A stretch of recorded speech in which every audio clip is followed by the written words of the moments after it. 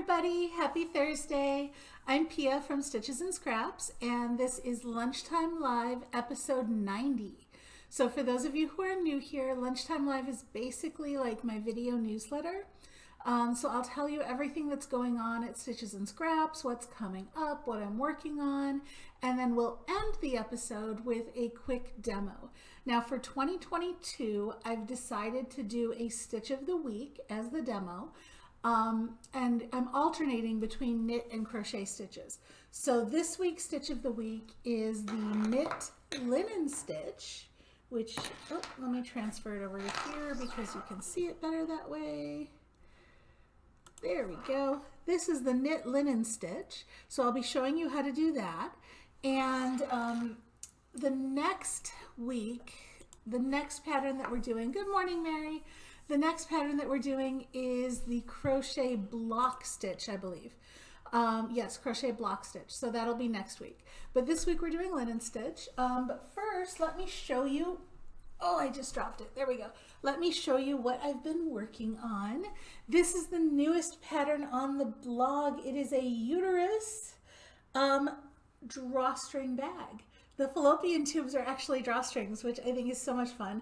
Now, obviously, I'm not going to wander around the town with this, but it's great for at home just to hold some stuff. And I think it's great for knitting needles, honestly, because it's got this sealed end here so the stuff doesn't fall out. So like circular knitting needles, which I don't have any right at hand, they fit in here really nicely because it widens up over here, so all the cords fit in over there.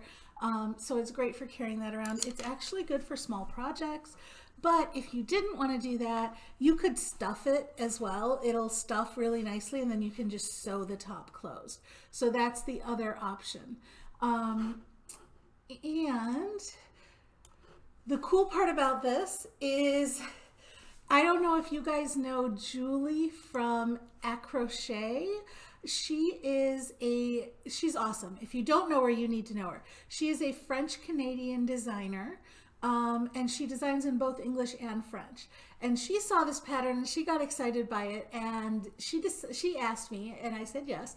She's posted a French translation on her site. So if you speak French, you can go to her site and get the French translation as well. And that's the free version, like on my site it's free, on her site it's free. There's also a paid PDF version on Ravelry, and for all the sales there, I'm going to donate any of the profits. So like Ravelry charges some fees, I'll take the fees out of that. But otherwise, whatever I make off of it, I'm going to donate to the Planned Parenthood Action Fund. So if you're interested in helping that out, and get a cool pattern in the process. So this is the uterus bag, and that is my current project. The next thing that I'm working on is, I don't know why I've gone like bag and basket crazy this year. I'm working on this basket. It's got handles, okay, as a basket itself, right?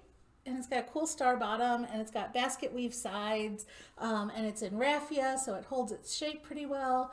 And it has a soft top. So because I'm so creative in naming it, this is most likely going to be named Soft Top Basket.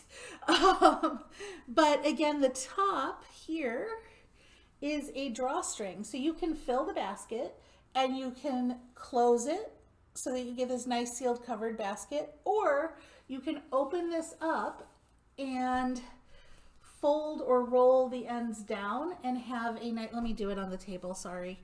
Give me 1 second here. It is not easy to do that in midair. You can fold or roll the top of it down, and this is not done as neatly as I would like, but you can get this kind of rolled top basket or folded top basket. Obviously neater than that. That was kind of lumpy, but here we go. There you go. You can fold it down. It covers up the handles if you want it to, or you can roll it so that it folds above the handles like that. So that pattern will be coming out as soon as I finish it. I finished making it, but I still have to write up the pattern. So that's the other thing that I'm working on. And then obviously, what else? Oh yeah, bag number 3 in the bag along cal is going to come out. When is that coming out? That is coming out on, I want to say Tuesday. Let me see if I wrote it down here. Well, it's next week. Yeah, Tuesday. It's coming out on Tuesday. So sneak peek if you're ready. Here is the bag. Okay, so this is a mandala bag, and it has 2 side options. You can do a layered flower mandala, okay? Or you can do a plain circular mandala, which is easier. This is more complex. This is easier. You can do one of each, like I've done, or you can do 2 of the same. So you can actually control the difficulty level of this pattern to some extent. The other features, and I have tutorials, don't worry. If I could do this, you can do it too, because my sewing skills are awful. It has a zippered closure. And look, it's got these, this is my favorite part, right? Because I learned how to do this. It's got these little tabs where the zipper actually settles in so that when it's closed, the zipper's kind of hidden in the corner there. Oh, let's see if you can see it better here. Okay, so see how the zipper's kind of hidden in the corner there? So when it's closed and you're using the bag, it almost looks like there's no top or bottom to the zipper, right? So I love that. And then you just pull it out of the little hole. And when you go to this side, you can shove it in that little hole too. So, oh, I caught it. There we go. Shove it in that little hole there. So it kind of has this little recessed area for the zipper head to go, which I love. And it's got a sewn lining. This is easier than it looks. I pulled it off. You can pull it off too. I won't say I did it well, but I did it. So I've got a tutorial for that. And I use contrasting threads, which I haven't finished pulling out from all my mistakes. But I use contrasting threads, so you'll be able to see pretty easily what I did. And it's not a very difficult lining. It's 2 circles and a strip of fabric that matches up with the zipper. So very excited for that to come out. The tutorials for this will be for this more complicated side and for making the lining that you put in. And then once you have the lining to put in, the lining is separate, right? It's its own bag, and you shove it in, and then I just hand stitched along the zipper here to sew the zipper to the bag. And that's it. That's how it goes together. So very excited for that pattern to come out. It's being tech edited right now. And that'll come out on Tuesday. And I'm also working on, I'm still working on that shirt that I hope to wear to conferences this year, which I'm working on it in like my spare minutes, so it's not coming along very fast. I'm also going to have an amigurumi pattern coming up, which it's half amigurumi, half pillow, so you can call it whichever one you want. I still have to order the yarn for that. That's how far in advance that is. I think that's it. That's like on my mind right now, on my schedule. So if that is it, let's just jump right into the demo portion. We are doing knit linen stitch. There we go. Knit linen stitch. Okay. So, oops, I'm showing you the back of it. So what is this linen stitch in knitting? Basically, it's stockinette stitch with extra floats in front of the stitches. Okay, do you see that? If I come really close, do you see these little horizontal lines? Those are just floats that are going in front of the stitches. And because they're alternating, like this float is here and then this float is on the next row, because they're alternating, they give it almost a woven look. So what you're really seeing when you look at a piece of this is you're seeing an almost woven look with the floats, and the stitches are kind of hidden behind it. Now on the back, since it is just stockinette and all the floats go in the front, it just looks like the purl side of stockinette. So that is, and it's remarkably flat. I don't know why. Something about those floats and the way it's constructed makes it not curl like stockinette does. So it's completely flat. And it's a really nice fabric. It is very easy to make this too dense. It's very easy to make the stitches too tight. Like I would almost say go up a needle size if you're making this from what you would normally use, unless you want that really dense feeling. Oh, I had, in case you're noticing, I had tension issues here because here I did it in English style knitting, and here I thought, oh, let me practice my continental, and then here I went back to English, and you can see my tensions are not exactly the same between those two. But the pattern itself is actually a very easy 2-row repeat. So let me zoom in. And you don't see it for the first few rows, so I've made the first few rows so you can see the pattern. You can see that we're on the right side because you can see those floats going across horizontally, and you can see the V's of the stitches underneath them, right? So this is what the right side looks like, and this is what the wrong side looks like. Hi, Katrina, good to see you. So the wrong side has the purl bumps, and that's how you know that that's the wrong side. Okay, so we're on the right side. I have an odd number of stitches because that's what I wrote up in the post. I will show you later what happens when we have an even number of stitches, but for now let's just do the odd number. I am going to start with a knit stitch. So because I have an odd number of stitches, I'm starting with a knit stitch and I'm going to end with a knit stitch. Okay, so we're going to knit, and then it's almost like this is a fun cross between, for me, stockinette and ribbing, because it makes the stockinette fabric, but the motion of working it is like ribbing. Because I made that knit stitch, now I'm going to bring the yarn to the front. Instead of purling this stitch, I'm just going to slip it. Okay, then I'm going to bring the yarn to the back. Then I'm going to knit another stitch, bring the yarn to the front, slip, and you're always slipping purlwise, right? Bring the yarn to the back. So every time that I bring the yarn forward, slip a stitch and bring the yarn to the back, I'm wrapping the yarn around that stitch and making a float. Okay, so notice I'm only working every alternate stitch. I worked this stitch, I slipped that one. I worked this one, I slipped that one. On the next side, we're going to work the ones we slipped, and we're going to slip the ones we worked. So each stitch will get worked once over 2 rows. So you're really working half a row at a time, which makes it a little slow to work too. But that you can see as you're working, see how this one has a float in front of it? And that means it was slipped last time, right? So this time we have to work into it. If you lose your place in the pattern, you can always figure out, hey, was that a slip stitch or was that a stitch that got worked into before? Because this one got worked into on the last row, right? There's no horizontal line going across there right up against the needle. So this one we're going to slip this time, right? Now this one we're going to knit, and this one we're going to slip. And we do that all the way across to the end of the row,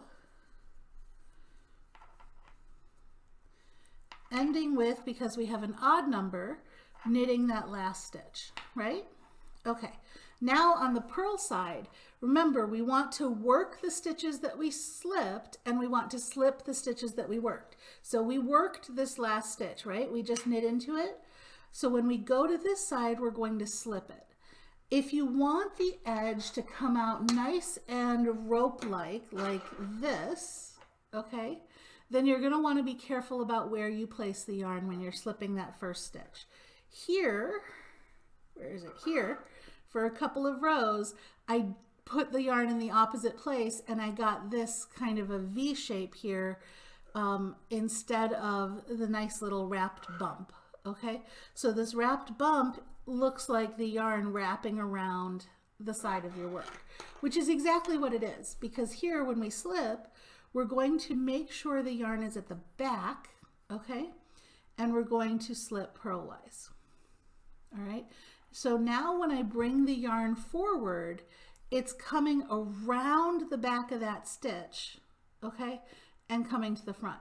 If I had slipped it the other way with this yarn in front, okay, then the yarn's already there and it doesn't wrap around that edge. Do you see that? When I come to work my next stitch, the yarn's not wrapping anything. So we always want, hi Kelly, how are you? Sorry, I'm old, my eyes don't work that well. It took me a minute to see your name. Okay, so we want to make sure the yarn is behind our needle when we slip this so that we can bring it to the front to work our purl, okay? And it wraps that edge for us. So now we work the purl stitch, okay?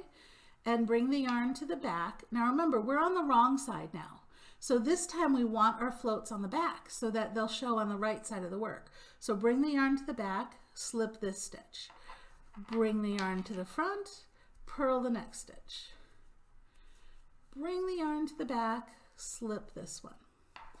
Front, purl this one. Back and slip, front and purl. So again, it's like ribbing with the back front stuff, but this time we're on the purl side. So we do the purls, but we slip where we would normally knit. Okay, so purl, and then we're slipping the last one. Notice that I have the yarn at the back even when I'm slipping this last one, okay? Because then when I pick it up on the next row, see how it wraps around the stitch to come to the back for this knit stitch? That gives us that nice ropey edge. Okay, so now that was odd numbers. On the right side, we started with a knit, we ended with a knit. On the wrong side, we started with a slip, we ended with a slip. So when you're working with an odd number of stitches, the first stitch and last stitch of each row is going to be the same. What if instead we were working with an even number of stitches? So for this first stitch, how do I want to decrease? Okay, I want to start with a knit. So I'm going to just leave that last stitch at the end and not work it. Okay, so for the first stitch, I'm going to knit just like I normally would, right? So now I do this row just like I was before. Knit, bring the yarn to the front, slip, bring the yarn to the back. Knit, bring it to the front, slip, bring it to the back. Okay? Knit, bring it to the front, slip, bring it to the back.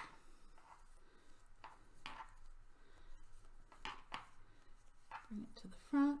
Now slip, right? And bring the yarn to the back. Now I'm going to forget about this stitch here. So I'm actually going to slip these two together just like they're one because I want to decrease here. Okay, so pretend these are one stitch. So our last stitch now is a slip stitch, and then the yarn comes around like that to the back. So that when I come over here, instead of my first stitch being a slip stitch, my first stitch is going to be a purl. And because I want to decrease here, I'm purling two together. That's just because I'm going to an even number. Okay, so my first stitch is a purl. Really, it's a purl. There we go. So instead of starting with a slip, I started with a purl because I ended in a different place, right? So then I bring it to the front, slip, bring it to the back, purl, front, slip, back, purl. So the general gist, if you don't want to remember, oh, you know, is it an odd number of stitches? Is it an even number of stitches? You know, what am I doing to start? What am I doing to end? If you knit it on the first row, you're going to slip it on this row. If you slipped it on the first row, you're going to purl it on this row. And that's really all you have to remember, okay? Now, if you're working in the round we're going to do all on the right side, right? So pretend I'm knitting this in the round. Obviously, I'm not. I would knit this as normal, right? So knit, slip, knit, slip, knit, slip, knit, slip, knit, slip. And I'd want an even number because the last one here is a slip, and then I go back to the beginning of the round and the first one here is a knit, right? Except it's not. So actually it works better with an odd number because if let's just knit this first stitch, okay? Let's knit this row. Slip, knit, slip, knit, slip, knit, slip, knit, slip. Okay, so suppose that was the beginning, like the beginning of my round, and now I'm coming back around to work into here, right? Well, I just slipped, so the next thing I want to do is a knit. Except the problem with that is we already knit this stitch and we slipped this one. Okay, so we want to slip this stitch. So I would actually want to do an odd number of stitches so that I ended with a knit stitch And then the next thing I would do would be a slip stitch. So you want to go knit, slip, knit, slip, knit, slip, knit, slip, knit. And then on the next round, you want to go slip, knit, slip, knit, slip, knit, slip, knit, slip. So you're still going to have 2 separate rounds because you want them to alternate. But it's the same basic thing. If you slipped it on the previous round, knit it on this round. If you knit it on the previous round, slip it on this round. And that's more or less all there is to knit linen stitch. And there's, you can take this in different directions. You can do 2 rows the same so that you get a double bar here. I wouldn't do any more than that because then you're slipping a stitch for 2 rows and it gets, a little bit tight. But yeah, I love the kind of basket weave look it gets, right? It's almost like a woven fabric. So if you want to create something that's thin and flat like a weave, like a woven fabric, linen stitch is a great stitch for that. Just like in crochet, right? Crochet linen stitch has the same kind of effect. So that was everything. Any questions from anybody? Otherwise, I'm going to go ahead and just say bye and have a great weekend, and I will see you all next week. Bye.